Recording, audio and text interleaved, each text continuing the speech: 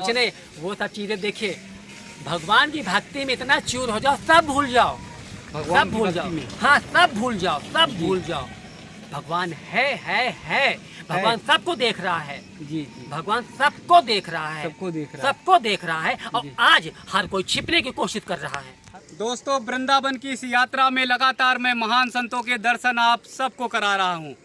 यमुना मैया के किनारे फिर वही युवा संत को आप सबको दिखा रहा हूँ, जो दिल्ली में कभी आईटी कंपनी में काम करते थे, सब कुछ छोड़कर अब एक युवा सन्यासी बन गए हैं और वृंदावन में यमुना मैया के किनारे रह रहे हैं।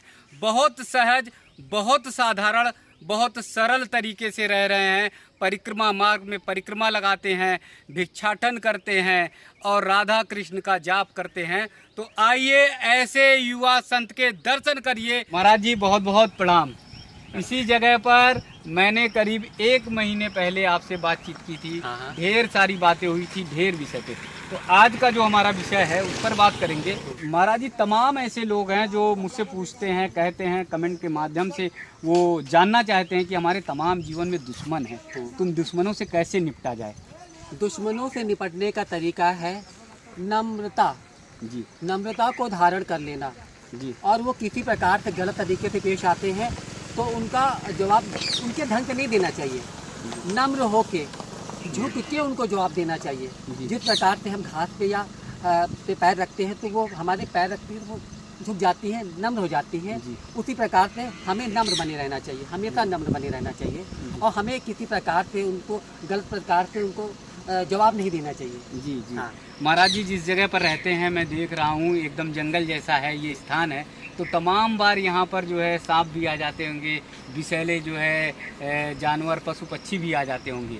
हाँ, वो तो है, क्योंकि बारिश के मौसम में तो ये सब निकलते हैं सब, क्योंकि अधिकतर जीव जंतु अपना बिल बनाते हैं जी। और जब बिल में पानी या प्रवेश करता है तो फिर वो सब अपना रास्ता निकालते हैं और फिर उधर भागते हैं। अब हमारी कुटिया भी है यहाँ पे, तो आते हैं, इधर उधर आते हैं, लेकिन वो कुछ करते नहीं है, कुछ करते नहीं है और वो चले आते हैं।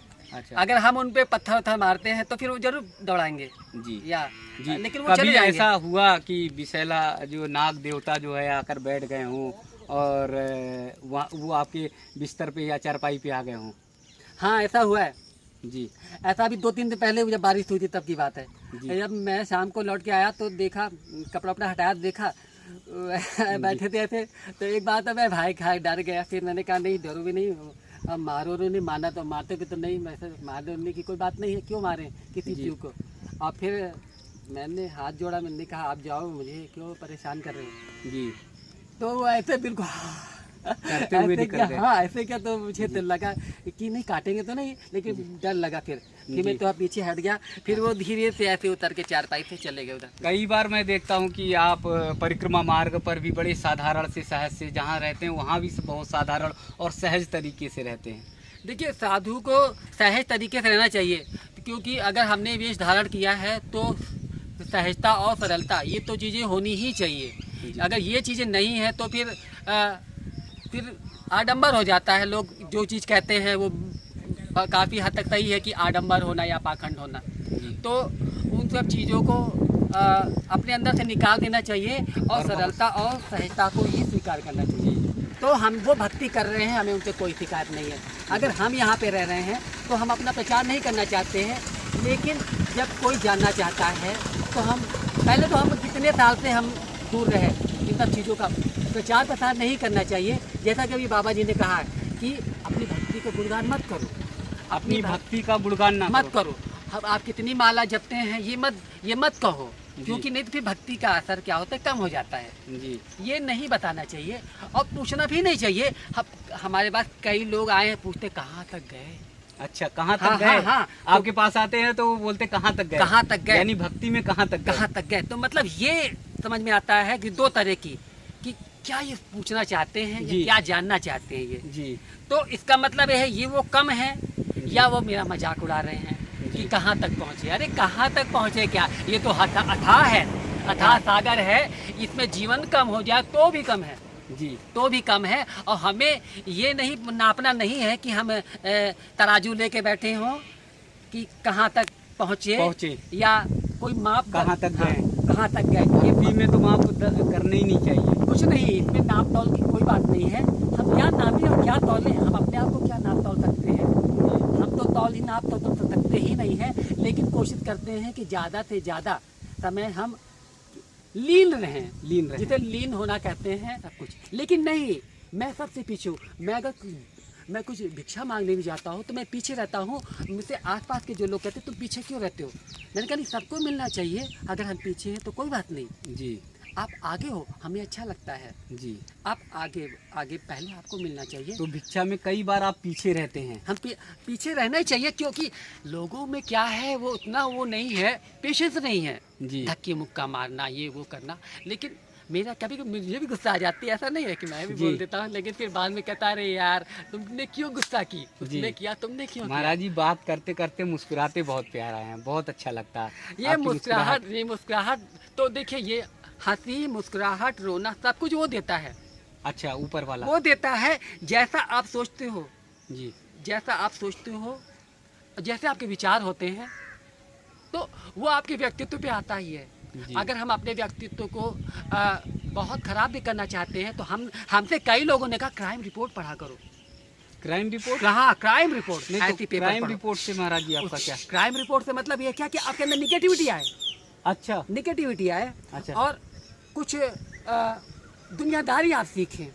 जी, हाँ, मतलब दुनियादारी सीखें। कई लोगों ने ऐसे कहा क्या पढ़ते रहते हो ये सब चीज़ें, जी, ये सब चीज़ें पढ़ने वाली नहीं है, तो दिमाग खराब होता है, पागल हो जाओगे। जी, हमें कहा अरे जाइए अपना काम करिए, जी, आप पागल हो जाएंगे, आपको पागल होने का डर है, हमें पागल वगल होने का डर नहीं है। जी, पागल जो होते हैं वो वहशी हो जाते हैं, उनकी बातें मत पूछिए। पागल जो पागल थे जी, वो तो पागल, अगर देखा जाए तो पागलपन क्या नहीं, पागलपन सब कुछ पागलपन है। लेकिन एक पागल में और एक सभ्यता में फर्क होता है। पागल जो होता है बकता रहता है। जी, हम तो जाते हैं कई जगह, कुछ लोग ऐसे हैं जो बड़बड़ करते रहते, दिन भर बड़बड़ करते रहते, तो वो पागल हो सकता है जो बेवजह चिल्ला रहा है। जी, जो बेवजह नहीं, चिल्ला बहुत सारे लोग भक्ति में पागल हो जाते हैं, हाँ, दीवाना। भक्ति पागल हो जाते हैं जो गाते हैं, जो डांस करते हैं। बिल्कुल, जी। भक्ति का यही रूप है कि जो गाते हैं, जो नृत्य करते हैं। जी, चैतन्य महाप्रभु क्या थे? वो यही थे। वो नादिया से आए थे और वेस्ट बंगाल से आए थे। वो उन्होंने ही वृंदावन की खोज की। जी, वो भक्ति में में ही लीन रहा करते थे। वो वहाँ से पैदल चले आए, पैदल चले आए हुए, भजन कीर्तन करते हुए, और उन्होंने ही ये जो मंत्र है, ये महामंत्र तो वैसे तो वेदों से ही ऐसा आया है, लेकिन फिर इन्होंने जागृत किया उस चीजों को। कौन सा मंत्र महाराज जी? ये हरे राम राम राम हरे हरे, हरे कृष्ण कृष्ण कृष्ण हरे हरे, चैतन्य महाप्रभु का है। हाँ, ये उन्होंने इसका प्रचार किया। ये करीब 500-600 वर्ष पहले की बात है। जी, जी, जी। तो भक्ति जो है सब में है। हमारे देश में भक्ति कूट कूट के भरी है। लेकिन जैसे साधारण की बात आई महाराज जी, आप तो बहुत बहुत बहुत साधारण हैं। एक सिर्फ भगवा वस्त्र तन पे लिपटा है और बाकी तो कुछ भी नहीं है। बाकी ना आपके यहाँ पर मतलब जहाँ कुटिया है वहाँ कोई चीज़ सामान नहीं है, कुछ नहीं। वो सब चीज़ें देखिए, भगवान की भक्ति में इतना चूर हो जाओ, सब भूल जाओ, भगवान सब भूल जाओ। हाँ, सब भूल जाओ, सब भूल जाओ।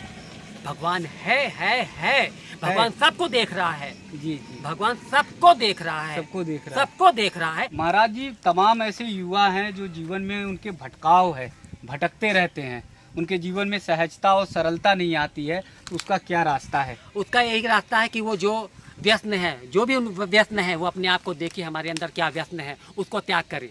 तो जैसे मेरा सवाल जो था, जीवन में लोगों के, युवाओं के भटकाव है, वो कैसे दूर होगा? युवाओं का भटकाव ये है कि पहले अपने आप को देखिए, पहले तो अपने माता पिता की इज्जत करें, उनको परेशान ना करें जी, और उनसे किसी चीज़ की डिमांड ना करें जी, उनसे किसी भी चीज़ की डिमांड ना करें। उन्होंने पैदा किया है, ये बहुत बड़ी बात है जी, वो जीवन में, इस दुनिया में उनको लाए हैं, माता पिता ही लाते हैं। जी, तो उनका कहना मानना चाहिए और उनको अपना मित्र बनाना चाहिए। अपना अच्छा बुरा जो भी है उनसे शेयर करें, जी, उनको सब बताना चाहिए। जी। तो फिर वो खुद गाइड करेंगे आपको। जी। लेकिन जब आपको नहीं बताएंगे तो फिर उन्हें क्या पड़ी है? महाराज जी, तमाम लंबी चर्चा हुई। एक लास्ट अंतिम सवाल कि जीवन का मूल उद्देश्य क्या होना चाहिए इंसान का? देखिए, इंसान का उद्देश्य तो हमारे देश में तो भगवान की प्राप्ति ही है। प्राप्ति है। हाँ बिल्कुल। मूल उद्देश्य। मूल उद्देश्य तो सबका होता है कि हमारे हर धर्म में छोटे से जब बच्चा होता है तो वो भगवान की भक्ति सब घर में होती है। तो भगवान कुछ ना कुछ पता हो ना पता हो, लेकिन एक बच्चा भी भगवान को जानता है। मंदिर में नमस्कार करे या कहीं भी किसी भी धार्मिक स्थलों पे, तो भगवत प्राप्ति ही होना चाहिए जी। भगवान की प्राप्ति ही होना चाहिए। हर आदमी मंदिर जाता है ना। तो मंदिर जाना भी अच्छी बात है, क्योंकि मंदिर में भगवान होते ही हैं, भगवान है वहाँ पे। लेकिन भगवान ये कहते हैं कुछ बनो, कुछ करो बगैर मांगे।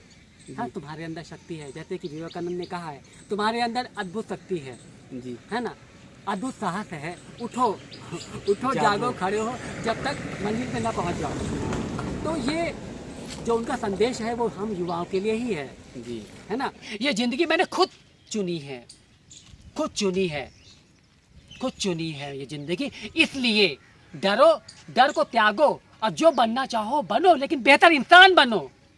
सबसे अच्छी, चाहे जो बनो, अच्छी बात ये है सबसे पहले एक इंसान बनो। इंसान बनना जरूरी है। कोई पोस्ट इतनी मायने नहीं रखती है, कोई पोस्ट मायने नहीं रखती है। और अपने घर के, अपने परिवार के और अपने हर रिश्तेदारों को प्यार करो, उनका सम्मान करो, सबकी इज्जत करना सीखो। और सबसे बड़ी बात यह है कि बच्चे बन के जीना सीखो, कि हम बच्चे हैं। क्योंकि कृष्ण हैं, कृष्ण की लीला क्यों गाई गई है? कृष्ण बच्चे के रूप में ही उनका हर साल बर्थडे होता है। जन्माष्टमी मनाते हैं तो कैसे मनाते हैं? उन्हें बाल रूप में ही तो मनाते हैं हम। तो इस प्रकार से, इसलिए आप सभी बच्चे बन के जियो। जो बचपना खो जाता है उसको खो मत, उसी यादों के साथ जियो कि हम बच्चे हैं। और जब आप बच्चे बन के जियोगे तो आपका कोई कुछ बिगाड़ नहीं सकता, कोई कुछ बिगाड़ नहीं सकता आपका, कोई दुश्मन नहीं हो सकता आपका, आपके सब मित्र हैं। तब भारत श्रेष्ठ क्यों है महाराज जी? भारत श्रेष्ठ अपनी सभ्यता और संस्कृति की वजह से श्रेष्ठ है, जो कि हमारे महापुरुष जितने भी लोग आ रहे हैं यहाँ पे, जो भी हैं, आज फिर से उनकी नज़र में बताना चाहता हूँ कि वो सभ्य हो गए हैं और हम असभ्य हो रहे हैं। हमारी संस्कृति क्या है वो धूमिल ना होने पाए, हमारी संस्कृति पे धूल ना जमने पाए। हमारी अपनी संस्कृति पे भी झाड़ा लगाना है। झाड़ा लगाते हैं ना, ऐसे ऐसे झाड़ा लगाते हैं। जो भारतवर्ष है, प्राचीन भारतवर्ष, वही बना रहे तो इसमें ही गर्व की बात है। स्वामी विवेकानंद का भारत कैसे बनेगा? स्वामी विवेकानंद का भारत सिर्फ एक ही रास्ता है, दृढ़ व्रत और दृढ़ संकल्प। व्रत लेना पड़ेगा, हम सबको व्रत लेना पड़ेगा। भोजन का त्याग, पानी का त्याग करो, मर नहीं जाओगे। त्याग करो, और युवा त्याग करेंगे तभी हो पाएगा। अपने आप को पहचानो, अपने देश को पहचानो। हाँ, कि तुम हो क्या, पहचानो अपने आप को। भारतीय हो, इससे बड़ी गर्व की बात कुछ नहीं हो सकती। इसलिए युवाओं जागो, ठाकुर जी की भक्ति में लगे, या जो भी आप अपना मार्ग चुनो, जो अवश्य चुनो। एक 15 या 16 साल का व्यक्ति व्यस्त हो जाता है। घर की रोटियों को त्यागो, कुछ भी करो, झाड़ू लगाओ, ट्यूशन करो, कुछ भी करो, कहीं नौकरी करो, अपने खर्चे खुद उठाओ। माँ बाप ने को कुछ मत कहो, उनको प्रताड़ित बिल्कुल मत करो। उन्होंने जन्म दिया है, वो तुम्हारी कोई चीज़ नहीं देंगे, तुमको कुछ नहीं देंगे, निकाल देंगे घर से बाहर। वो उन्होंने जन्म दिया है, ये उपकार किया तुम पे। और अगर तुम कुछ नहीं करोगे, उनको हक है निकालने का। वो प्रताड़ित कर सकते हैं तुमको, नहीं तो तुम प्रताड़ित करोगे उनको बुढ़ापे में। इसलिए किसी चीज़ की डिमांड मत करो। आज के युवा मोबाइल मांगते हैं मुझे, अरे बड़ों की भी तो गलती है। अरे मोबाइल दे देंगे, उसके पास मोबाइल है, मोबाइल दिलाना चाहिए, स्कूटी दिलाना चाहिए। माँ बाप की गलती है, ये सब बंद करें। अगर अपनी औलादों को लाइन पे लाना है तो सब कुछ, एक भोजन के सिवा इनको कुछ मत दो। ये पॉकेट मनी भी निकालें अपने आप से, कमाएं। 15 साल के हो गए हैं या 16 साल के भी हो गए हैं तो ये कमाएं, घर से बाहर जाए, 1000 रुपये कमा के ले आएँ। ये कुछ भी खाएं घर से, घर के अतिरिक्त तो ये खुद अपना खर्चा निकालें। जो भी चाहे ये करें, लेकिन घर से पैसा इनको बंद होना चाहिए। दोस्तों, महाराज जी ने एक बहुत प्यारी बात कही, जो आप सब सवाल भी करते हैं, पूछते भी हैं कि हमारे जीवन में तमाम दुश्मन खड़े हैं और उनसे किन किन से मैं लड़ूं। तो महाराज जी ने कहा कि अगर आप सच्ची भक्ति करते हैं, आपकी साधना में शक्ति है, तो आपके दुश्मन भी आपके फेवर में हो जाएंगे, आपके दुश्मन भी आपके साथ खड़े हो जाएंगे।